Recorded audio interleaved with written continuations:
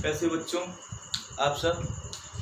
चलिए आज हम आपको पढ़ाएंगे संविधान सभा के बारे में। भारतीय संविधान में सबसे पहले अगर बात की जाए तो संविधान सभा के बगैर जो है भारतीय संविधान की चर्चा हो ही नहीं सकती।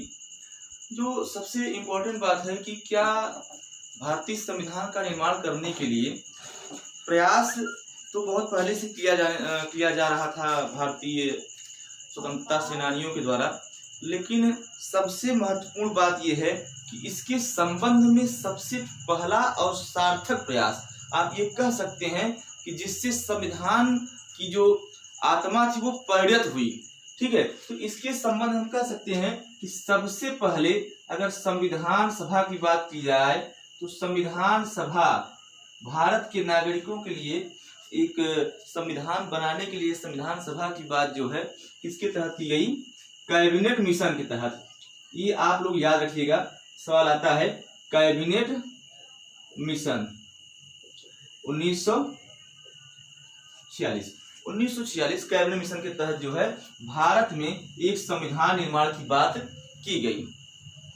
और संविधान सभा कहते किसको हैं? तो ये बात आप लोग याद रखिएगा कि संविधान नामक विशाल दस्तावेज को तैयार करने वाली संस्था को हम संविधान सभा कहते हैं। तो भारत में भी एक संविधान सभा का गठन हुआ। आज हम लोग संविधान सभा की बैठक, संविधान सभा का गठन, संविधान सभा में कितने सदस्य थे और कितनी कौन कौन सी महत्वपूर्ण समितियां रही, इन सब के बारे में हम आज आपको बताएंगे। तो चलिए बच्चों, सबसे पहले मैंने बताया कि कैबिनेट मिशन 1946 में जो है संविधान सभा का प्रावधान रखा गया। इसके तहत जो है भारत में संविधान बनाने के लिए इस संस्था को जो है उत्तरदायी संस्था मानी गई, दिया गया। अब देखिए समझने वाली बात यह है, सबसे बहुत इंपॉर्टेंट बात कि समझिए कि इस प्रकार से सबसे पहली बैठक 9 दिसंबर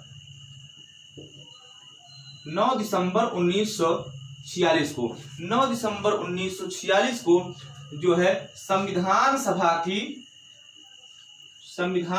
की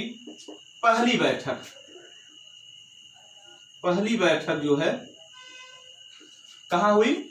नई दिल्ली की पुस्तकालय भवन में, या उसे काउंसिल चैम्बर भी कहा जाता है। ठीक है, और वो सोमवार था। दिन कौन था भाई? सोमवार का भी ये पूछ लेता है, वैसे इतना डीपली पूछेगा नहीं, लेकिन समझने वाली बात है कि दिन सोमवार को और 11 बजे, दिन सोमवार 11 बजे जो है संविधान सभा की प्रथम बैठक हुई। ये सवाल आता है। और 9 दिसंबर को ही जो है डॉक्टर SN सिन्हा, या हम कह सकते हैं सच्चिदानंद सिन्हा को संविधान सभा का अस्थायी अध्यक्ष चुना गया। ठीक, अस्थायी अध्यक्ष चुना गया सच्चिदानंद सिन्हा को। उसके बाद संविधान सभा से दूसरी महत्वपूर्ण बात या इसकी बैठक के बारे में पूछा जाता है कि 9-2-11, इसमें 2 दिन हम जोड़ देंगे, 9-2-11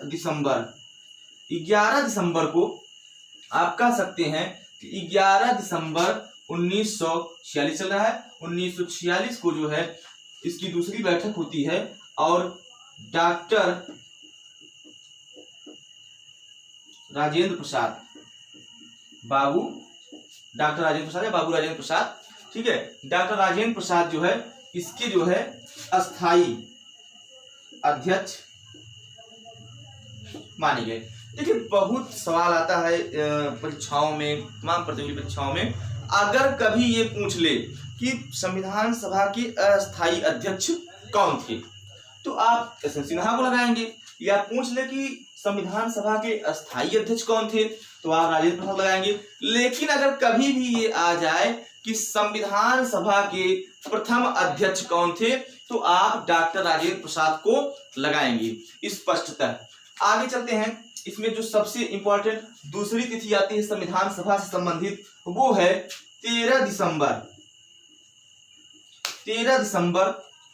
1946।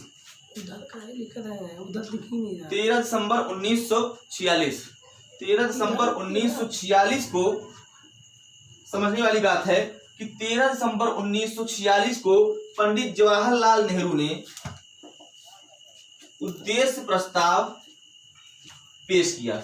वही उद्देश्य प्रस्ताव जो बाद में प्रस्तावना का रूप ले लेता है। तो उद्देश्य प्रस्ताव पेश किया गया 13 दिसंबर 1946 पंडित जवाहरलाल नेहरू के द्वारा।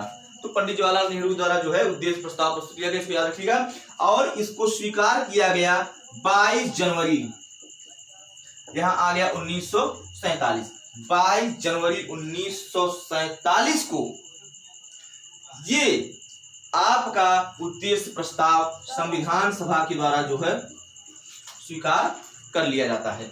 साथ ही साथ एक महत्वपूर्ण तिथि प्यारे बच्चों आप लोग जानते हैं कि यहाँ पे मैंने बताया 29 अगस्त 1947 को एक प्रारूप समिति का गठन होता है। प्रारूप समिति जिसको संविधान का प्रोफार्मा ड्राफ्ट या प्रारूप तैयार करने के लिए कहा गया। तो प्रारूप समिति का गठन जो है 29 अगस्त 1947 को किसकी अध्यक्षता में? डॉक्टर भीमराव अंबेडकर की अध्यक्षता में। डॉक्टर भीमराव अंबेडकर की अध्यक्षता में जो है 29 अगस्त 1947 को प्रारूप समिति का गठन किया गया। इसमें कुल 7 सदस्य थे डॉक्टर अंबेडकर जी को मिला के। वो 7 सदस्यों के नाम आपको पता होना चाहिए। A.K. अय्यर, K.M. मुंशी, मोहम्मद सादुल्ला, उसके बाद N.G. आयंगर, एम गोपालास्वामी आयंगर। साथ ही साथ इसमें और हैं B.L. मित्रा और D.P. खेतान। ठीक, तो इसको हम याद करेंगे। Alladi Krishnaswamy Iyer, K.M. Munshi, Mohammad Saadulla, N.G. Iyengar, M Gopalaswami Iyengar, D.L. Mitra, D.P. Khaitan. बच्चों बिल्कुल याद रखिए कि प्रारूप समिति के सदस्यों के बारे में पूछा जाता है और अक्सर ही पूछा जाता है कि निम्नलिखित में से कौन प्रारूप समिति का सदस्य नहीं था। तो याद रखिएगा कि B.N. राव संविधान सभा के संवैधानिक सलाहकार थे, भारतीय संविधान के संवैधानिक सलाहकार थे। और हरिश्चंद्र मुखर्जी संविधान सभा के उपाध्यक्ष थे। तो ये आप याद रखिएगा। लेकिन अय्यर, मुंशी, सादुल्ला, आयंगर, मित्रा, खेतान, ये 6 लोग डॉक्टर अंबेडकर जी के साथ में भारतीय संविधान के प्रारूप को बनाने के लिए महान कार्यों में संलग्न हुए।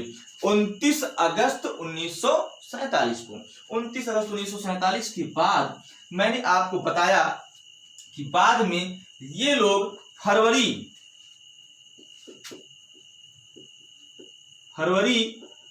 1948 में जो है ये अपनी रिपोर्ट सौंपते हैं, बाद में प्रारूप सौंपते हैं और जो संविधान सभा के द्वारा स्वीकार कर लिया जाता है। साथ ही साथ दोस्तों सबसे महत्वपूर्ण बात जो अक्सर पूछा जाता है कि भारतीय संविधान को बनाने में कितना समय लगा।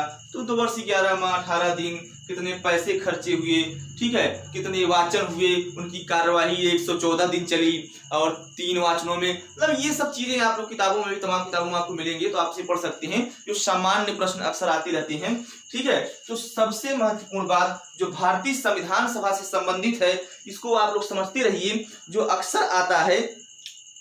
और भारतीय संविधान सभा से महत्वपूर्ण चीजें क्या है, इसमें आप लोग समझिए कि कई सारी समितियों का निर्माण किया गया, ठीक है। और साथ ही साथ इस प्रकार से 3 वाचनों के बाद 114 दिन के बाद 3 वाचनों के बाद इन समस्त कार्यवाहियों से होते भारतीय संविधान सभा ने संविधान का निर्माण किया। और अंत में 26 नवंबर, या ये कह सकते हैं, हम इसे यहाँ पे लिख देंगे 26 नवंबर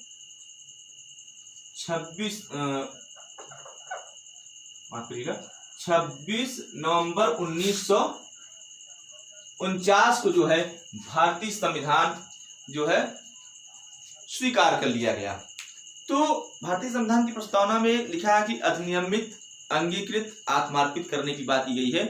मतलब कि भारतीय संविधान जो है अंशतः स्वीकार कर लिया गया 26 नवंबर 1949 को, और 26 जनवरी 1950 को भारतीय संविधान पूर्णतः लागू कर दिया गया।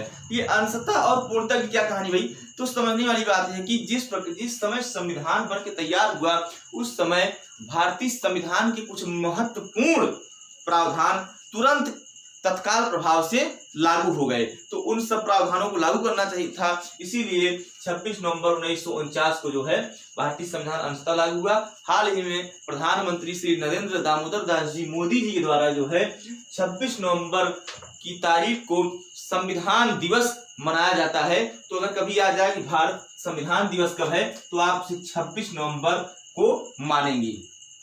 आज के लिए बच्चों इतना है, काफी है। फिर हम अगली क्लास में आपको भारतीय संविधान की प्रस्तावना के साथ मिलेंगे। धन्यवाद।